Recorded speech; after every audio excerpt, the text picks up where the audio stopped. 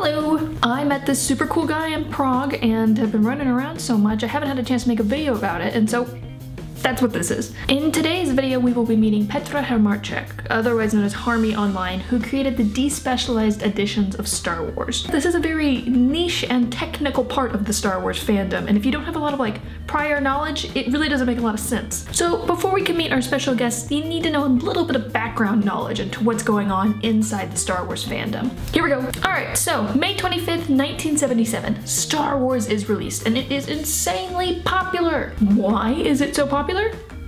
Well, a lot of reasons, but a major one is because of the amazing special effects in the film. Space battles like you've never seen before. Aliens. There's these awesome lightsabers that go like wow, wow, wow, wow. And what's even more incredible is that this is all happening before computers. They won Academy Awards for this work and inspired an entire generation of filmmakers that continues on until this day. So not only are these special effects freaking awesome, it's also a part of cinema history. So while the film was insanely popular, it was also well known for being just a mess of a production. There was no money, no time. I mean, George Lucas had heart problems at the end because it was stressing him out so much. And George Lucas has gone on record saying that the final film, the one that came out in 1977, it was never his intended vision for what Star Wars would actually look like. He just felt limited by the hardships of the production and the limitations of special effects in the 1970s. Now we're just gonna fast forward now,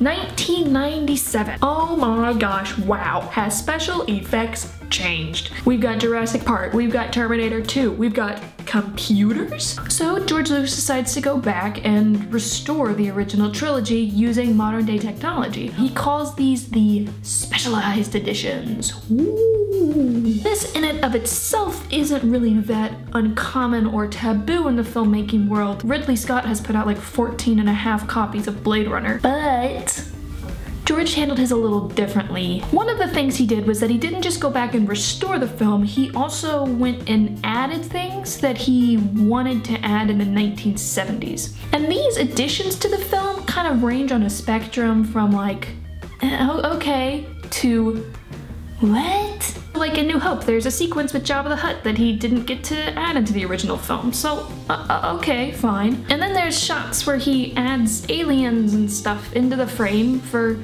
like no discernible reason, but sure. And then he goes in and adds in a rock. Not like a force sensitive or magical rock, no, it's just a rock. And you know, I wasn't there in 1977.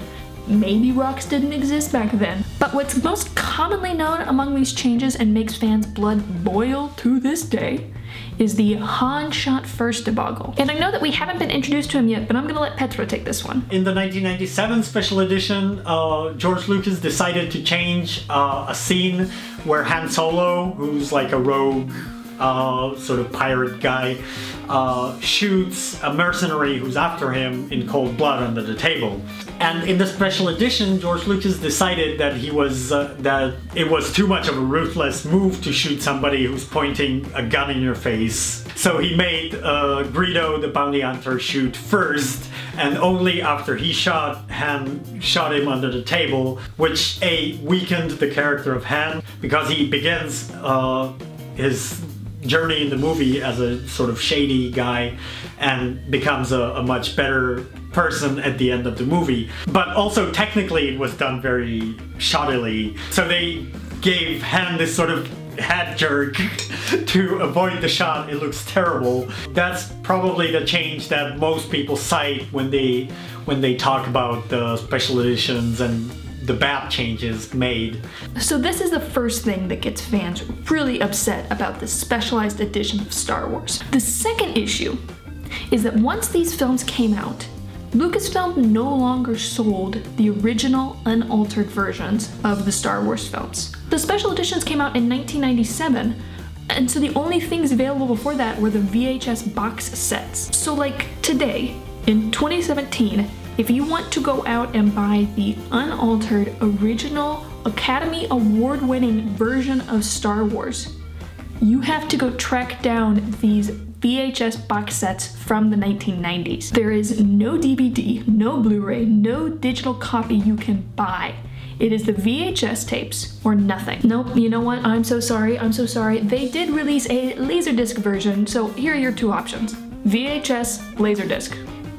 Pick one. I almost guarantee you that if you have watched a Star Wars film in the last 20 years, you have not watched the original 1977 that you remember. You have watched a specialized edition. And so, as you can probably imagine, people were super pissed about this. And so this finally brings us to the man of the hour, Petr Harmáček, who created the Despecialized editions of Star Wars. I have done far too much talking at this point, so I'm gonna let him explain his story. First time I saw Star Wars, I was about 5, and it was on TV. It was like 93 or something. And that was the first time Star Wars was ever shown on Czech TV. The first time I saw it was when I was very little, so I don't really remember it. So the first time I remember seeing it was actually a special editions. And I was happy watching the special editions when I was younger. Star Wars for me was actually what started my love of film in general, and especially the visual effects in films. I was very interested in that subject, and I remember maybe when I got the special edition VHS, it had like a little documentary at the beginning about how they did the special edition. I think I watched that more than I watched the actual movies. At that point, I've only ever seen the special edition of The Empire Strikes Back and Return of the Jedi. And then my uncle from Germany brought me a copy of German VHS of the original versions, which I've got right here actually. Wow. Yeah. Now are these dubs that you're watching, or are you watching it in English? At that point I was watching it dubbed in Czech, and then this was dubbed in German, which I didn't understand a word of, but it didn't matter because I already knew it by heart anyway. Yeah. So, but then I watched the original versions, and because I loved special effects so much, I could see all the differences, and I was a bit angry about it because a lot of, I mean, I knew like some of the CGI was added, but then some of the old effects were actually recomposited digitally and sort of tweaked as well. And because I had so much admiration for how they did the effects before at that time, I used to, you know, go through it like frame by frame on the VHS, and then I found out that it was kind of fake because it wasn't the original effects. Ever since then, I was on a hunt to get the original versions, and back then I already joined the online community of Star Wars fans looking for the original versions.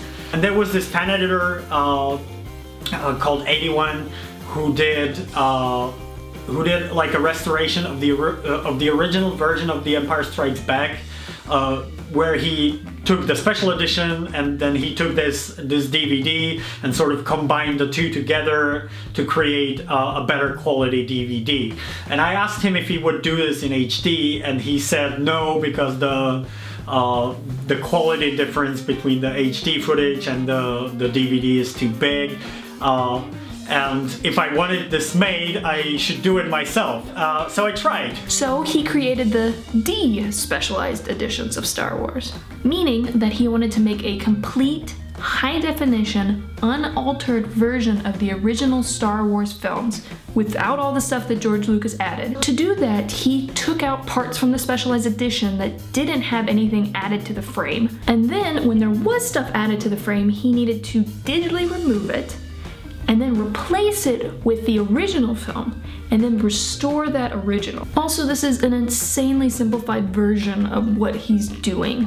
He has a whole YouTube channel where he goes through piece by piece how he did it, and I highly recommend looking at that if you want to know more. But again, I am talking too much. I'm gonna let him explain. I took the DVD and the HD footage, which had say the dinosaurs or whatever, digital spaceships or something added to it. And then I took the low quality DVD and sort of used that as a plate to paint those changes out using visual effects software. Removing stuff like that where most of the frame was changed in some way was definitely the hardest. But interestingly enough, like when someone asks me what was the hardest shot, it's this one shot where they added this little robot flying in the background. But because he's flying through the entire scene and there's a lot of stuff moving in front of him and the camera's moving and all that, it was one of the hardest shots. I did like 100 versions of that before I was happy with it. A lot of the work I was doing was rotoscoping, which is basically tracing around objects frame by frame. It's very tedious work, rotoscoping. So there were definitely times where I was like, I can't do this anymore. But the support of the community was what always got me through those times. The Star Wars fan culture here is a bit different because most people saw the special editions first, and so they don't really care about the original versions. So finding this community online where there were hundreds of people who thought like me about the original versions of Star Wars was wonderful, and I spent, you know, many thousands of hours probably, you know, discussing stuff on the originaltrilogy.com forum, and I met a lot of amazing people there, some of whom actually became good friends to me. And of course I made that first partly despecialized version, which I didn't have any experience with visual effects software whatsoever at that point. Mm-hmm. I did have a little bit of experience with Photoshop and some basic video editing. So that first version was not very good. But it was good enough for some people to, you know, be interested in it and give me some feedback. And while I was working on it, I learned a lot of new tricks and After Effects and stuff. So when I finished, I basically just started over. And I still was gonna do a partly despecialized edition, only like remove more of the changes, but then I realized I've already removed enough of the changes that I could basically just call it the Despecialized edition, and it was close enough to the original version. Basically all my free time in college was spent working on Star Wars. Yeah. Again, I want to make this abundantly clear. With every single addition that George Lucas put into these films, and there's so many, he went in and traced it and took it out and then put something else back in. Every single frame. The man is insane. He's a madman. So I'm sure with all of this, you're sitting here and you're wondering why? You can buy Star Wars anything. Star Wars raincoat, Star Wars poncho. Why am I only listing rain gear? You can buy Star Wars anything, but you can't buy the original film. Why? And the answer is, we don't know. I think at this point, it's a bit of a power trip. Like at first he was like, you know, I couldn't do this stuff originally, so this is the movie I wanted. Mm-hmm. But that doesn't really hold water, because a lot of the changes he did in the special edition could have been done back then. Like Han definitely could have shot second in the original version, and I think it was part of why George Lucas decided to sell Star Wars to Disney, was that he got a bit sick of it, but at the same time he just couldn't back off from his position. And so with this whole argument, I mean, the question on my mind is that classic postmodern first year English class question: who owns the work? For whom does Star Wars belong?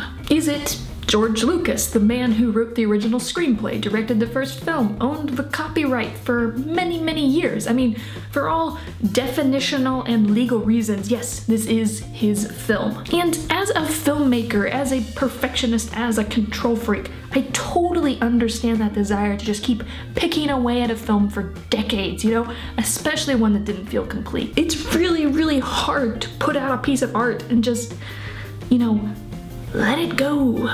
So yeah, in a very real way, George Lucas does own Star Wars. But so do the fans. I mean, without the fans, Star Wars is just a 40-year-old Flash Gordon ripoff. Like, on one hand, I love George Lucas for what he did, and I'm even very happy that he made the special edition because it started my love of movies. I don't like the concept of the special edition in general because of the suppression of the original version.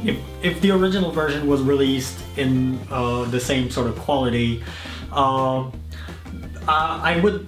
like some of the changes in the special edition, even those that I just cited as the most terrible ones. Because sure, like as an interesting alternate version, I like seeing more dynamic shots in the Battle of Yavin and stuff like that. But only if it's an alternate version and I can watch the original breakthrough visual effects. Because those original visual effects were state-of-the-art at the time, they were completely breakthrough. Nobody's ever seen anything like it before. When they removed those special effects in the special editions, they're removing a part of film history. So that's the kind of thing that I find really terrible. Because I mean, this is kind of the arrangement we have nowadays. When a content creator makes a piece of art and releases it out into the stratosphere, I mean, it's gone. Like, it is no longer yours. You can't touch it anymore. Fans will do anything and everything to it. Nowadays, with editing and fan fiction and fan creation in general, once the art exists, the artist's job is sometimes done. And in a weird sort of way, Petra has become an artist himself. He has a tangible piece of artwork he's created. And he's pretty well known in the Star Wars fan community, and so he has fans of his own. At one point, I suddenly found myself to be a bit of a celebrity in the world of Star Wars fandom, and it sort of came like as a surprise to me, because when I started, I just shared it with like 20 people on originaltrilogy.com, and then as I was making more and more versions, it got noticed by more and more people, and suddenly, it's like being asked for interviews by Wall Street Journal, and a bit scary at first. It's not 100% legal. It's being tolerated. And I never made any money on this, but because of the line that Lucasfilm takes with like fan films and other fan projects, it was fine, and then actually through this I got my current job. So right now I work for UPP, which is a local visual effects company, probably the industry leader in the Czech Republic. It's pretty awesome. So maybe in like 20 years, like, he'll do something that pisses off a lot of people, and then somebody will rebel against him and make their own piece of art, and then some weirdo in a hotel room will talk about it for 20 minutes, and this whole cycle will just start all over again. But hey, if it means more art and more things for us to come together and geek out about, that's okay with me.